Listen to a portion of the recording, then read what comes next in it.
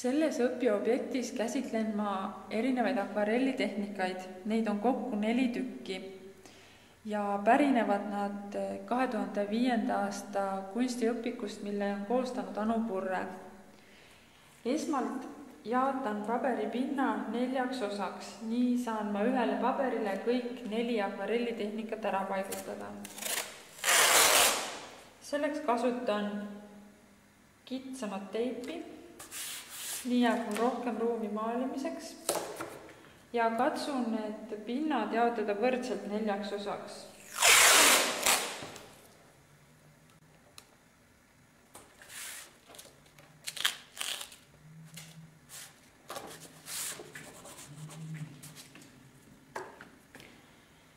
Nii, ja et oleks huvitavam maalida, siis ma iga pildi pinnale joonistan ühe objekti ja hiljem hakates maalima on natukene põnevam seda teha, siis tekib pildile ka mingi meeleolu. Mina joonistan lihtsalt ühe puupildi keskele.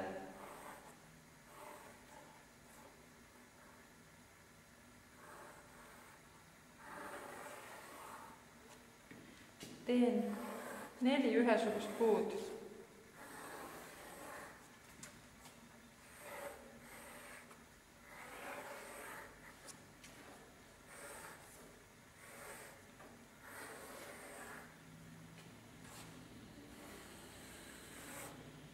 Teen ka maapinna, siis on põnevam.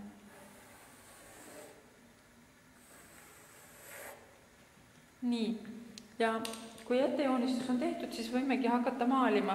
Esimeseks tehnikaks on siidine maalimine. See tehnika on üks põhilisemaid akvarellitehnikaid. Paber tuleb teha märjaks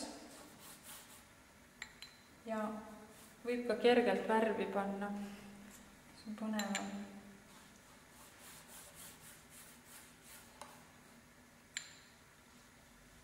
Ja see siidine tehnika nagu ütlebki, et siin on sulamised olulised, et värv hakkaks voolama. Nagu näete, siin juba kenasti voolab.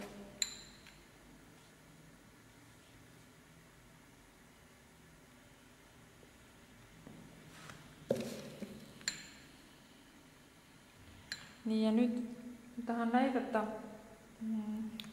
kuidas see pealmine kiht värvist ka voolab. Selleks ma võtsin teist värvi, punakat tooni ja tulengi siia märja värvi peale, siis ta hakkab hästi uhkelt voolama kohe. Nii.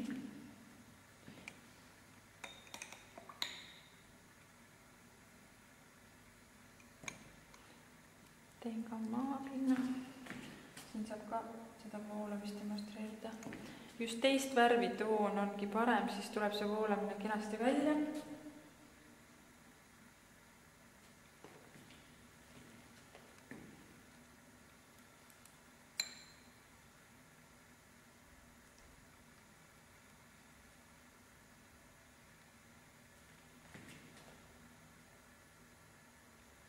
Ja kohe, kui paber on veidi kuivanud, siis nii hästi enam ei voola, aga see esimene hoogne löök sai meil kenasti tehtud ja ilusti on näha, kuidas värv on voolanud.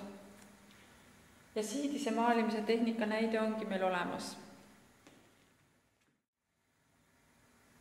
Järgmiseks tehnikaks on pesemistehnika ja hakkamegi peale. Selle tehnika jaoks on meil vaja hästi tumedat ja paksu värvi, nii et ma soovitan siin mitu värvi isegi kokku segada omavahel, et saaks tumedama tooni. Panen lillat ja sinist ja panen veel ka rohelist. Segame võimalikult tumeda tooni kokku, peaaegu musta. Saab siin erinevatest toonidest, panen ka sellist violetset. Ja nüüd on ta tõesti nagu öine värv ja selle tehnika puhul on vaja ka, et värv oleks paks, nii et segame seda värvi rohkem. siin selle tehnika puhul siis vähem vett ja rohkem värvi on tähtis. Ja katame selle pildipinna ära.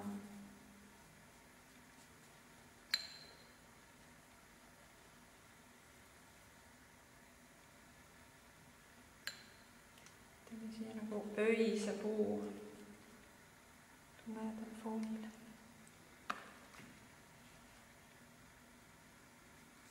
Ja siis kui maalite, võite panna, segada neid värvivahekordi, et kohati rohelisem, kohati violetsem, aga põnevam.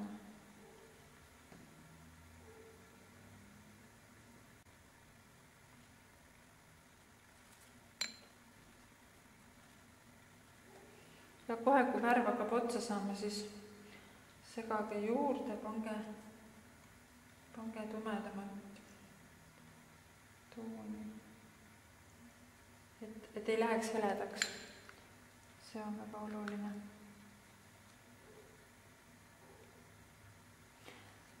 Ja ruttu peab ka, suhteliselt ruttu peab maalima, sellepärast et värv hakkab kohe kuivama ja pärast on meil raske seda pesemist teha.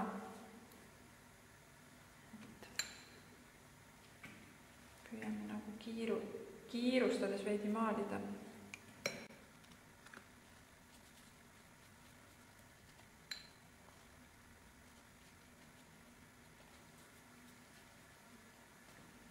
Ja teeme puule ka natukene tooni peale siis. Veidi huvitavam. Ka puu ei ole välja lõigatud nagu nii.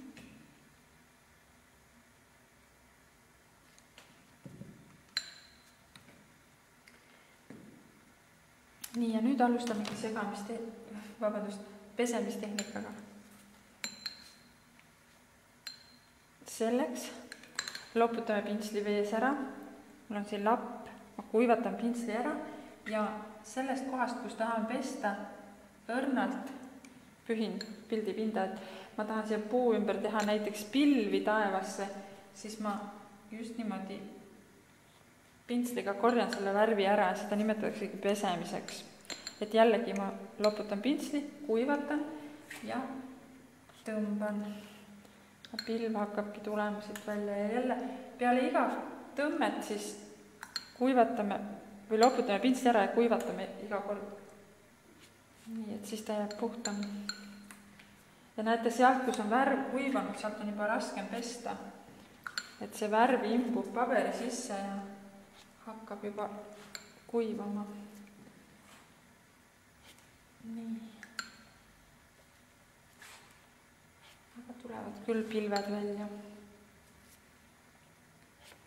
Ja mida valgemaks või puhtamaks te pinda tahate, seda rohkem, siis võib neid pesemisliigutusi teha siin peal. Teeme ühe veel siia.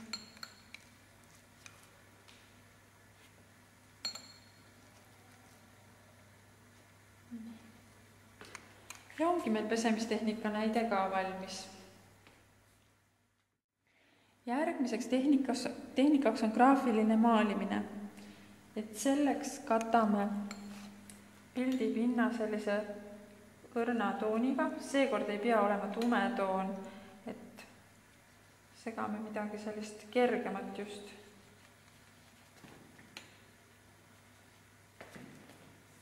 Ja maalime õrnalt selle pildipinna ära. Võib teha küll vesiselt, aga graafilise maalimise puhul peame laskma kuivada ka korralikult ära. Et sellepärast me kohe siia peale ei maali, ma lihtsalt katan praegu pinna ja siis peame veidi ootama.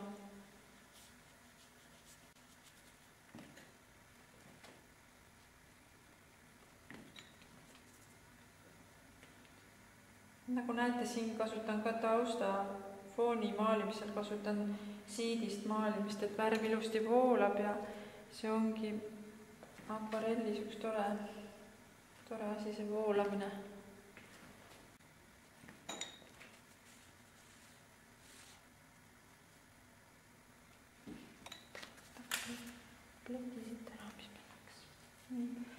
nüüd peame ootama, kuni paberipind on täiesti ära kuivanud, et laseme ta nüüd seista, et selle tehnikaga läheb natuke aega.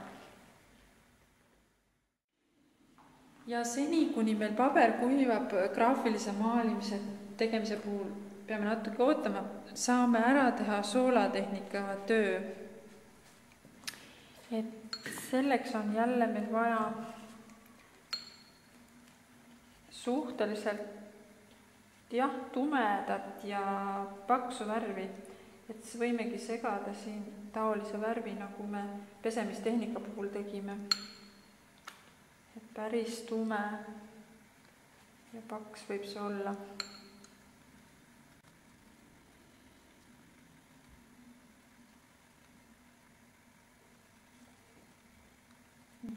Ja siis maalime. Siin peab ka kiiresti toimetama selle soolatehnika puhul, sest soolatehnika jaoks on just vajalik selline märjem pind, et peab jällegi veidi kiirustama.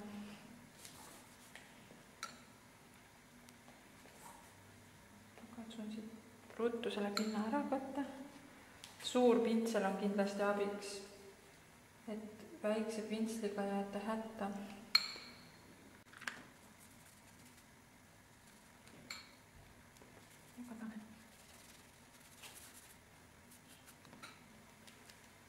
Katsun ikka maapinna teist tooni teha. Teeme rohet ka.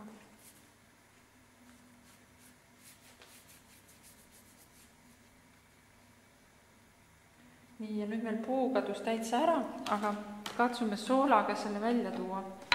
Ja soolatehnika juures on kõige parem kasutada jäme soola. Mul on ka sellised suured terad siin soola sees. Ja paneme siis soola, raputame sinna, kus me tahame, et paber välja sulaks. Proovime selle puu siit välja tuua.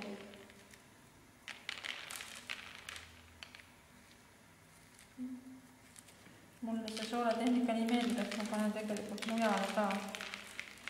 Vaatame ta. Ja sinna siis, kuhu soolatera kukub, sool peaks tõmbama värvi enda sisse, kui värv on piisavalt märg. Ja peaks moodustuma selline jäälille efekt, et ma panen isegi veel veidi.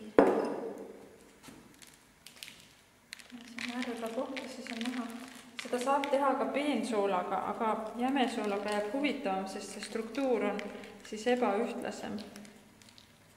Ja suhkruga olen ka proovinud teha, aga suhkruga jääb ka nagu väikese teralisus ja suhkur kleepub paberi külge kinni ka, et soola saab enamasti kätte. Et vaatame, kas meil nüüd õnnestus see tehnika.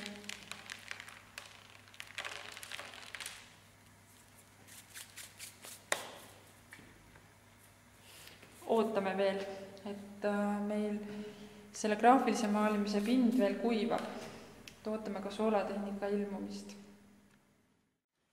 Ja nüüd on meil paber piisavalt kuivanud, et saame edasi teha graafilise tehnika pilti. Et nagu nimi ka ütleb, on see graafiline maalimine, et pildi pind on maalitud niiviisi õrnalt ja maaliliselt, aga peale maalin ma ükskõik siis, võib olla selline vedelam värv, võib olla paksem värv, aga maalin niimoodi pintsli otsaga ja peenelt, et teen selliseid graafilisi jooni ja just vastavalt soovile siis, kuidas tahta, et see puu välja näeks. Et mina siis maalin sellised nagu suured lehed siia.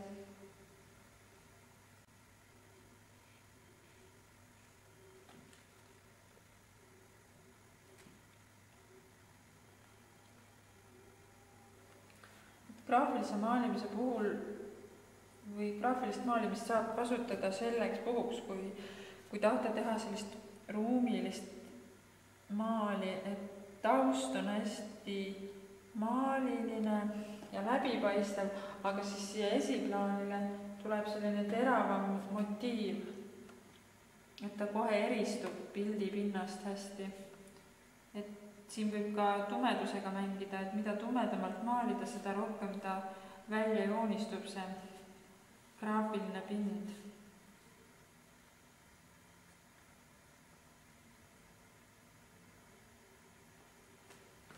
Maalisin sellise puu, võib isegi veel tumedamaks minna, et panen siia mõne täpi veel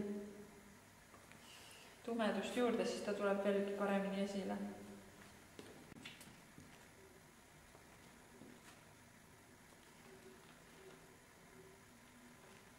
Nii, ja selline tehnika on siis graafiline tehnika. Et nüüd vaatame, see soolapildi pind tahaks veel natuke kuivamist, et siis saame selle soola maha pühkida ja vaadata, kuidas ta meil välja on tulnud. Et natuke on näha, et on küll sulanud. Vaatame, ootame veel veidi.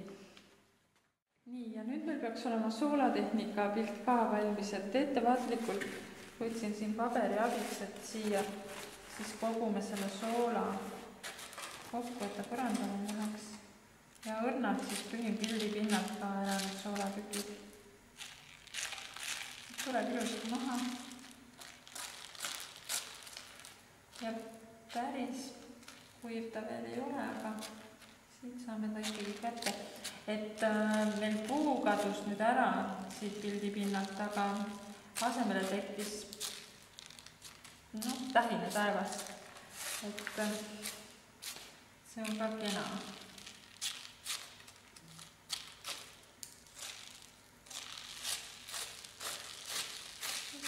Täitsa hoogsalt eemaldada.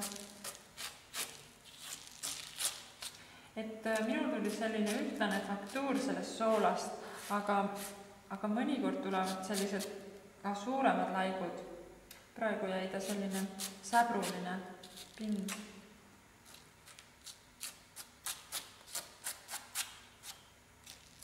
Väga hea on näiteks sellist soolatehnikat kasutada siis, kui maalite vett või midagi lumesarnast, et siis ta teeb selliseks huvitavamaks ja mitte nii ühtlaseks selle pinna. Nüüd on selline värviline sool ja selle saab siis hiljem ära lisata. Kogun ta siia kokku.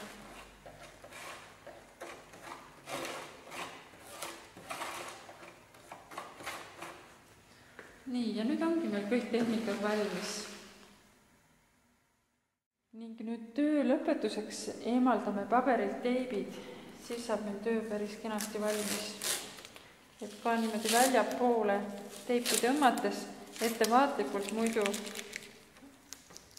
rebime selle pildi osaliselt ka ära. Niimoodi tasakesi.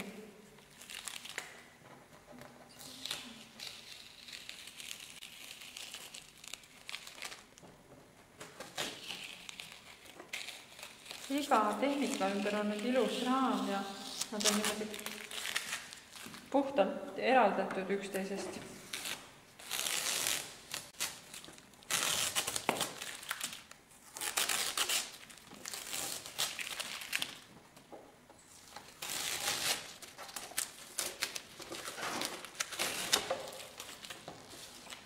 Nii. Ja siin ongi puhas valmis töö.